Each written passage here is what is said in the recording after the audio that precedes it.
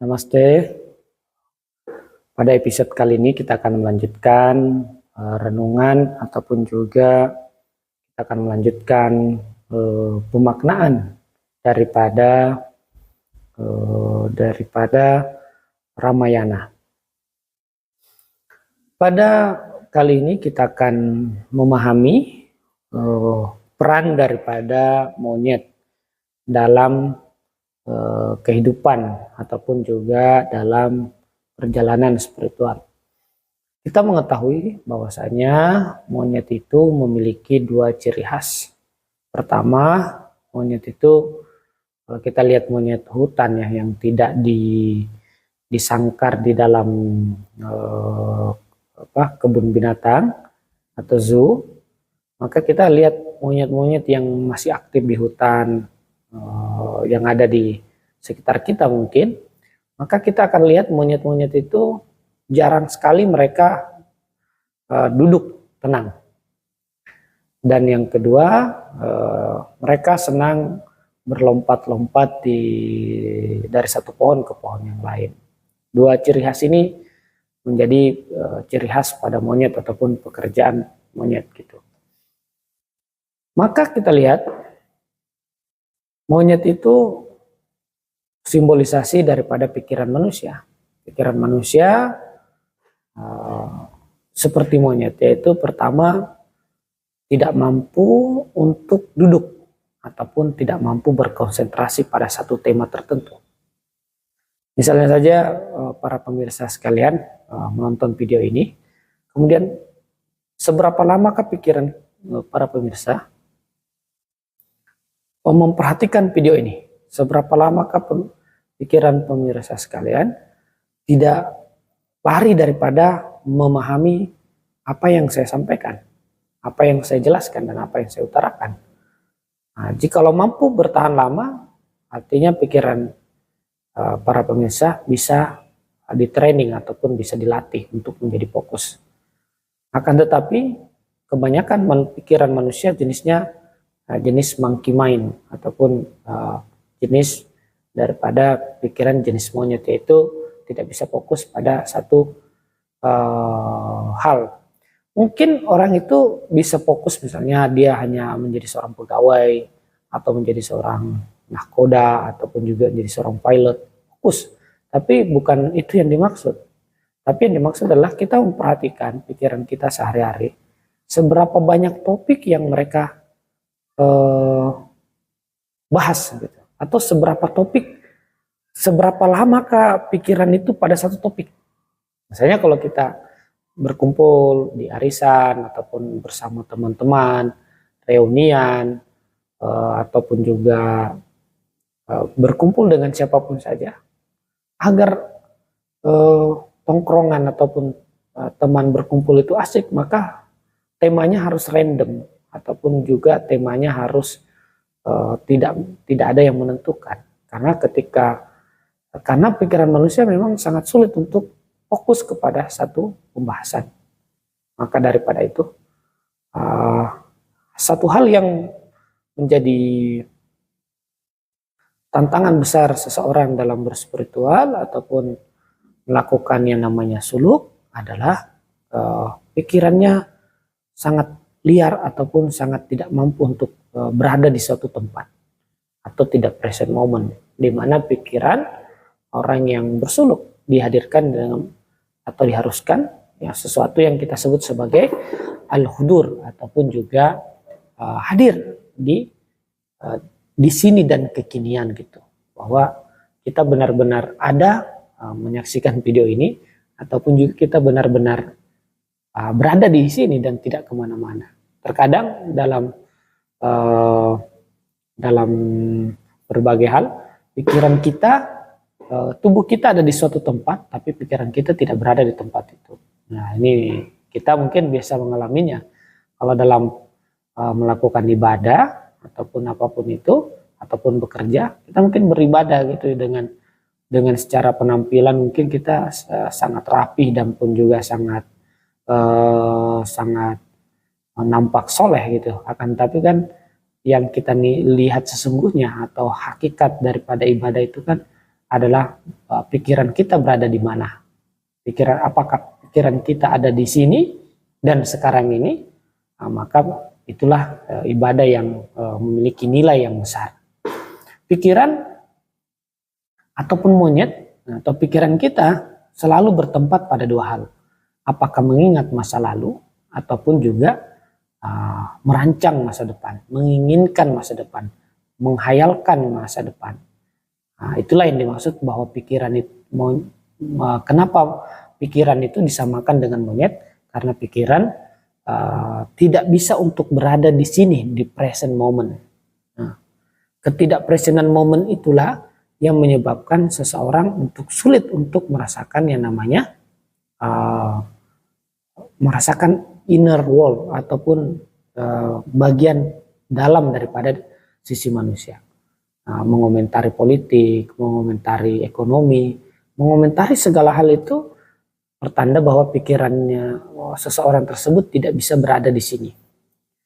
Itu adalah ciri khas monyet ataupun pikiran. Ciri khas yang kedua adalah monyet memiliki kesukaan untuk berpindah-pindah dari satu pohon ke pohon yang lain, loncat dan begitu seterusnya. Maka daripada itu sama dengan pikiran kita. Sejak kita bangun, Buddha mengatakan sekitar ratusan ribu, berapa ratus ribu pikiran manusia. Sejak bangun sampai tidur kembali, pikiran manusia sampai ratusan ribu misalnya. Kita perhatikan ketika kita bangun, pada saat kita bangun, maka pada saat itu pula pikiran kita sudah mulai aktif. Ataupun juga misalnya rata-rata pikiran manusia aktif itu sekitar jam 3:30 subuh ataupun juga menjelang subuh hari, pikiran manusia mulai aktif. Itulah makanya terkadang itu mimpi itu biasanya lama setelah kita tidur. Biasanya mimpi itu terjadi menjelang subuh. Mimpi itu terjadi sebenarnya karena aktifnya pikiran tapi tubuh belum aktif. Karena aktifnya pikiran atau aktifnya pikiran itu dan tubuh belum aktif, maka pikiran meng-create kehidupan dalam mimpi karena tubuh belum berjalan. Sebenarnya ini juga kehidupan ini create ataupun juga buatan daripada pikiran. Karena pada saat mimpi, pikiran meng-create kehidupan di dalam dunia mimpi, dan pada saat sekarang ini pikiran meng-create kehidupan dalam dunia fisik. Itu juga kehidupan ini adalah buatan daripada pikiran manusia. Pikiranlah yang meng-create kehidupan ini. Nah, ini perlu pendalaman yang dalam. Nah, pikiran manusia tidak mampu stabil dari satu topik, tidak selalu berpindah dari satu topik dengan sangat cepat. Makanya kita lihat monyet itu sangat lincah, loncat dari satu pohon ke pohon yang lain. Karena sama dengan pikiran, sangat kuat dengan loncat dari satu tema ke tema yang lain. Mungkin tema-tema yang kita bahas dalam kehidupan kita kan itu cerminan dari kita, cerminan daripada pikiran. Kalau tema-temanya mungkin tema berulang, tapi tema yang satu mungkin 5 menit lagi akan berulang kembali. Pikiran itu selalu daur, artinya apa yang tema yang kita bahas dalam kehidupan itu sebenarnya sedikit, hanya yang sekitaran itu saja. Akan tetapi selalu persoalan itu berulang dalam pikiran. Nah, menarik sekali kalau kita mendalami tentang pikiran ini. Maka daripada itu, itulah rahasia kenapa Rama pertama kali menaklukkan Subali ataupun juga menjadi seseorang yang berkuasa di dalam kerajaan monyet. Nah, itu karena yang paling pertama yang harus ditaklukkan ataupun harus dikuasai adalah pikiran manusia itu sendiri. Karena pikiran manusia adalah jembatan kepada kehidupan materi. Jadi keberadaan daripada pikiran itu disebut dengan keberadaan yang berada di tengah. Dia tidak materi tapi juga tidak non materi murni. Maka daripada setelah Subha menguasai kerajaan monyet, akhirnya setelah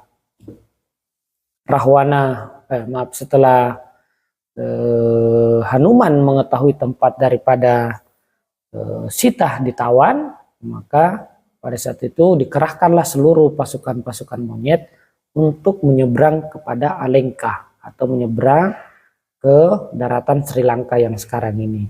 Dibuatlah, disusunlah batu-batu gitu. Batu-batu disusun agar Rama bisa menyeberang. Pertanyaannya kan tidak mungkin. Nah, misalnya kalau kita anggap Rama adalah sosok yang luar biasa, tidak mungkinlah Rama itu tidak sampai bisa sampai kepada Alengka secara normal gitu, atau terbang atau gimana, sedangkan Hanuman saja bisa sampai ke Alengka pada saat itu. Maka daripada itu, buat apa Rama membuat jembatan atau membuat sebuah jalur untuk sampai ke Alengka, menghubungkan Sri Lanka dengan India? Sebenarnya itu hanyalah simbolis daripada apa yang dimaksud bahwa kehidupan material ini, Sri Lanka adalah simbolisasi daripada kehidupan material, sedangkan India merupakan simbolisasi daripada kehidupan spiritual. Itu yang ingin mau disampaikan, bahwa ada gap antara, ada jarak antara kehidupan material dan spiritual. Akan tetapi yang bisa menjembatani kehidupan materi ini dengan kehidupan spiritual ini yaitu pikiran. Nah, maka daripada itu dibangunlah jembatan yang menghubungkan India sebagai simbolisasi spiritual murni dan Sri Lanka sebagai kehidupan material murni. Makanya dipakailah monyet membangun jembatan tersebut. Bukan berarti Rama tidak bisa langsung loncat. Artinya Rama tidak bisa langsung loncat kepada materi karena spiritualitas dengan kehidupan material memiliki intensitas yang berbeda. Kalau non material tiba-tiba loncat, maka terjadi sebuah ketidakseimbangan yang besar. Maka yang harus menjembataninya itu adalah sesuatu yang bersifat materi dan juga tidak materi. Itulah pikiran. Sampailah akhirnya pasukan Rama menyeberangi daratan India menuju kepada daratan Sri Lanka.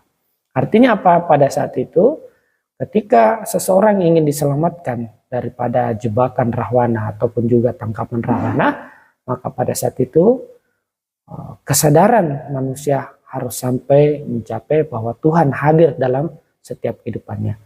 Perjalanan Rama sampai Sri Lanka itu pertanda bahwa seseorang itu sudah bisa berada di dalam yang namanya keheningan. Seseorang itu sudah bisa berada di dalam kondisi Tuhan hadir dalam hidupnya, ataupun juga Tuhan sudah menguasai kehidupannya. Maka daripada itu yang pertama kali ditaklukkan adalah monyet gitu, menaklukkan pikiran. Maka pada saat itu menaklukkan pikiran, maka pada saat itu Tuhan bisa hadir. Inilah makna dalam daripada Ramayana pada episode kali ini, yang akan kita lanjutkan pada episode selanjutnya. Terima kasih banyak.